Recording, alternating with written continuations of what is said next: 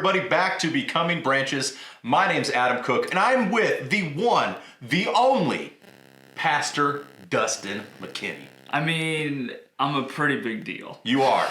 Not at all. Not at all. I think you've puffed me up maybe just a little bit too much, but I do appreciate the effort. I know that you care about me, and it shows every episode. What are we talking about? What are we on? What's our new topic? Well, I think before we just dive right in, if you've been following along and you've been watching every episode, you may have noticed Adam's hair continues to grow and to grow and to grow. So I think we need an update on what is happening with the hair. Okay, so it is. It's getting, and this is brushed, guys. I'm trying to be tame for you guys. This is true. I saw it earlier. This is much more contained. Okay, so my eldest son, Noah, we have tried to grow our hair out a few different times, and I can never make it a year.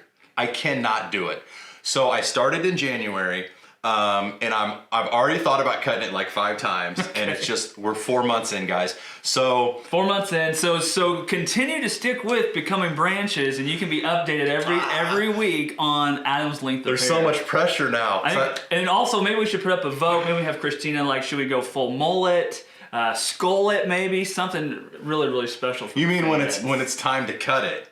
No, not what I meant, but I'm sure that we can maybe move that way. But so that's what it is, guys, and it's all about family, right? All about family, because you said you did this with your son, right? Yeah. So great segue, just as we planned. Heck yeah, it is. So what we are talking about in the coming series, the coming weeks, is we are talking about family. Yep. So our first series on the podcast was about worship. What is it? What is it about? To who is our worship given? And so we want to talk about something that just kind of hit home for both of us. We both are husbands, we both are dads, we both are sons, obviously. But we're really excited about this because this is something that we are really invested in. We are really invested in our families, and we know God is even more invested in our families than we are. Yep. So what we want to look at is just an in-depth look at God's design for the family and all the various roles that He has created within the family. So we're going to look at just the family design in general. We're going to take a look at dads, husbands, wives, daughters, sons, siblings, all of these different roles that exist within the family, and why God designed it that way. So this episode, we're kind of just introducing the topic, just kind of keeping it a little light. And so we want to talk about some of our favorite family memories or even lessons maybe that we've learned through our families. And a lot of them will be good, but we know that that's not always the case. And there may be a lot of people out there now that, as we're talking about good family memories, you may not have a lot of them. You may be coming from a family that was broken or experienced a lot of hurt in your family, and that is completely normal. I think all of us will say at some point in time, we have been hurt by our family members or have experienced hurt within our family. And I think you personally, today's kind of a special day for you. It is. So today is the 26th year of my sister passing away on this day, April 6th. 26 years ago, she passed away in a car wreck. She was 15 when she passed. I was 12 at the time of her passing. So a lot of families will go through tragedies and they have a triggered memory of, oh man, I don't even think of a kid because of a passing. Yeah. And for years I was that way. In fact, she passed away the Saturday before Easter Sunday. And so for years I couldn't stand Easter.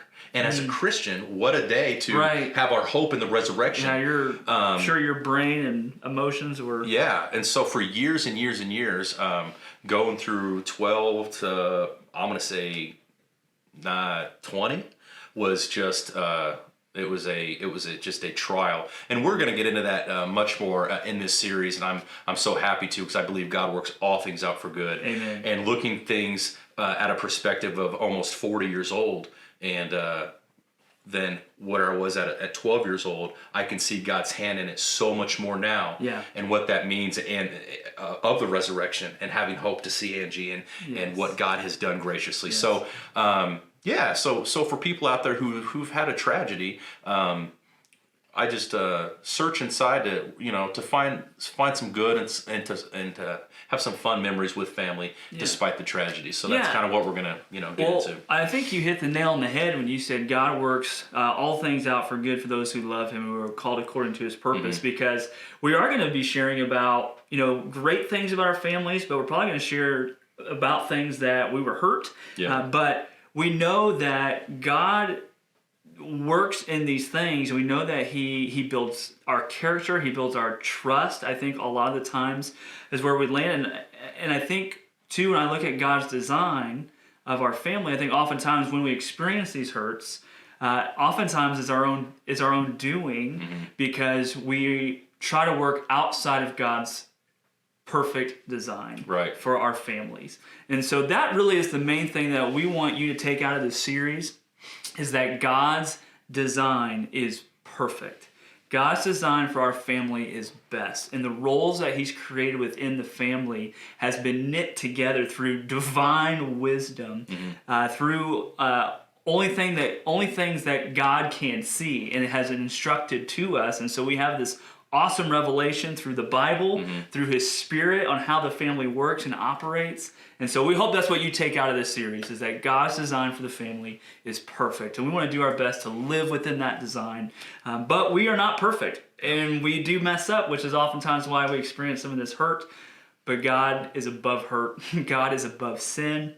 And He works through these situations to make us into even better people. So anyways, as you think about your family, Adam, either growing up as a kid or even your family now, what are some of those good memories, or what's a good lesson that you've pulled out of time with your family? Man, there's a lot of good ones. One is I inherited my mom's cooking and baking. Ooh, tell me more, because I'm a cookie guy. I think I've only mentioned it like 20 times in the first series. Well, see, I was going to bring him in, but I didn't want people to be jealous or envious that we're eating fresh cookies. Oh, okay. Because thou shalt not covet your neighbor's cookies. That's a good point. Okay. So my mom did so much baking as a kid, and I loved it. Of course, everyone in my family circle knows that my mom's cookies, if we go to a cookout or we travel. In fact, I have family in Oklahoma. We can give a shout out to Jackson, Aaron, Uncle Mark, Aunt Betsy.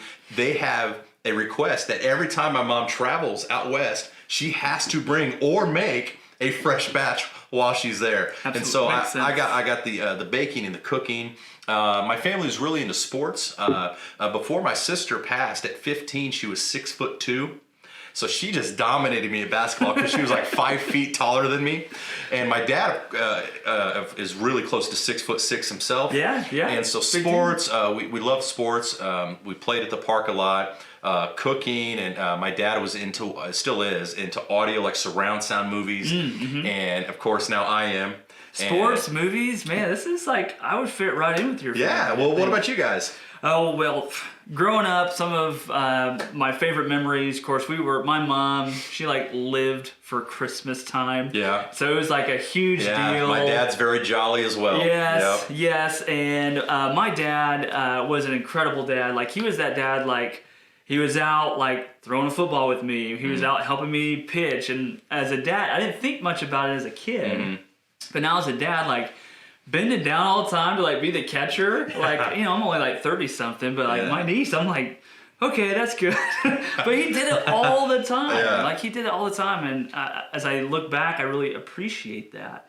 But when I think about my family growing up, and even now, just the times that we just laugh at each other over the stupid things that we would do, and we can still sit around a table and go over the same memories that we've gone over hundreds and hundreds of times. Now, when you go over old memories, does it change based on who has the memory? Oh, absolutely. Because you've ever thought of that? Because I'll go back into a memory, and my mom's like, that is not at all what happened. And I'm like, no, that's exactly what happened. Yeah. That actually reminds me. So once we were renting a house in Mulberry, Indiana. Yeah. It was great. Yeah. So we were renting a house because my dad had just moved his job to Crawfordsville. So we were kind of in that in-between stage where our house was getting done in Crawfordsville.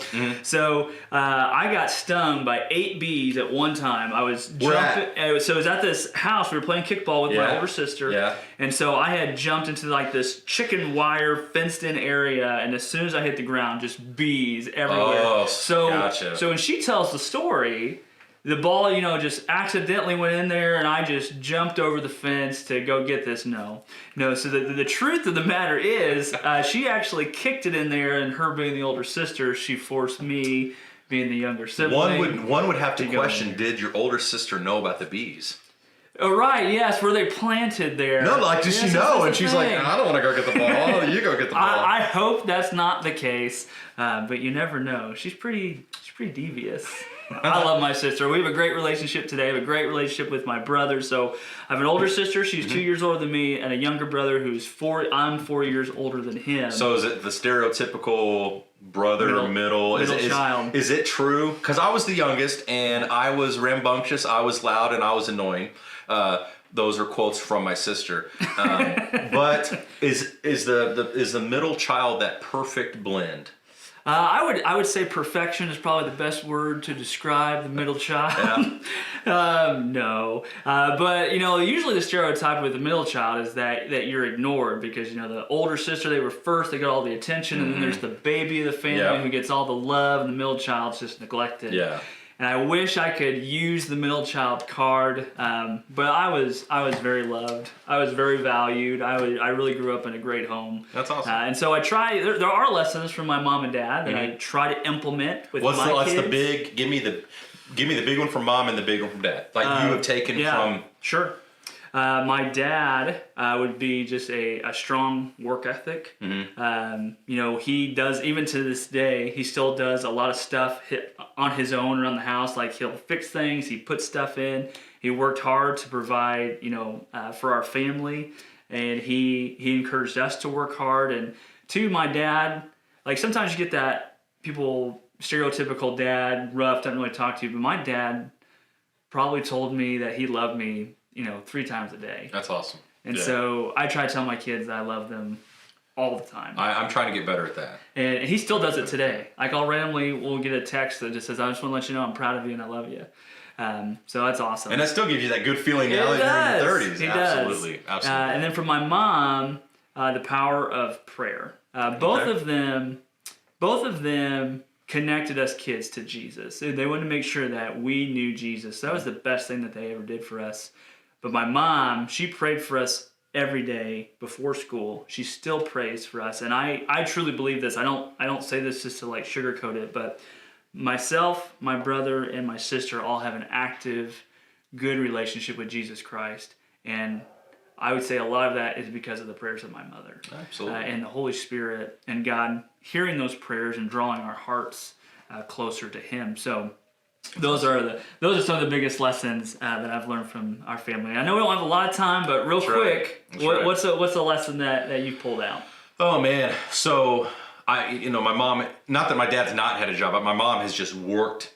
I mean, I would say that work ethic, and I don't want to take away from my dad. Of course, he's always had a job and he's provided for us. I'm not trying to do that, but my mom's work ethic, I have kind of developed as, hey, it's a paycheck, you need it, do it. Period. And I'm like, okay, Mom, that's just what I've kind of been through. And she's a work ethic, tremendous work ethic. My dad was tell the truth. Tell me the truth and we can deal with anything.